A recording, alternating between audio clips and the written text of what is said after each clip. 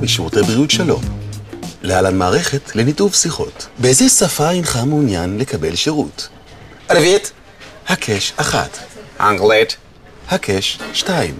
צ'רקסית, הקש 3. גרוזינית, הקש 4. סעודית, הקש 5. רוסית, הקש 6. בחרת בשפה רוסית. נציג מיד מתפנה. Я хочу, говорю. Я хочу, я говорю. Алло, алло. Макаби, Дима, я говорю по телефону, не мешай мне. Алло, алло. מכבי שלום, מדבר אנטולי. במה אני יכול לעזור אותך? Здравствуйте, у меня есть вопрос по поводу перехода из одного купат-холима в другой. Как мне это сделать? Говорите по-русски. Алло, я вас не слышу. Да. Алло, Анатолий? Да, Анатолий. Здравствуйте, я хочу перейти в другой купат-холим. Здра. В Макаби, да, хочу перейти в Макаби. Я хочу разделать с друзьями. Здравствуйте, меня зовут, как дела? Пожело. Алло?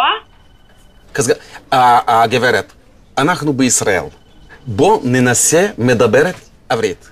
גם לי קשה, גם את קשה. בוא ננסה. מה שם אותך? Меня зовут Оля. טולה. אוקיי. טולה. Оля. אולה? אולה. Не Оля, Оля. או, הירד אולה? אני במוקד מכבי? כן, גם אני.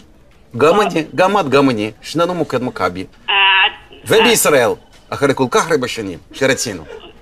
כל כך הרבה שנים. התפללנו, חיכינו, ואני אדמת קודש.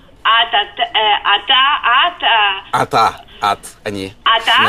אתה יכול לעזור לי? אני פה, אני יכול. אני רוצה ללכת למכבי. בואי! איך לעשות? יוצא מבית, יורדת מעלית, נכנס אוטו. ובא, איפה את גרה? אני גרה באשדוד. אני אוהב אשדוד. אשדוד נמל. Дима, какой-то дебил просто со мной говорит из Макаби. גם אני יכול להגיד דברים את לא מבינה. алло. כן. אני הייתי בקופת חולים. איזה? אחר. כן. ועכשיו אני רוצה ללכת למכבי. מתי בא? אני מכין פה מוקד.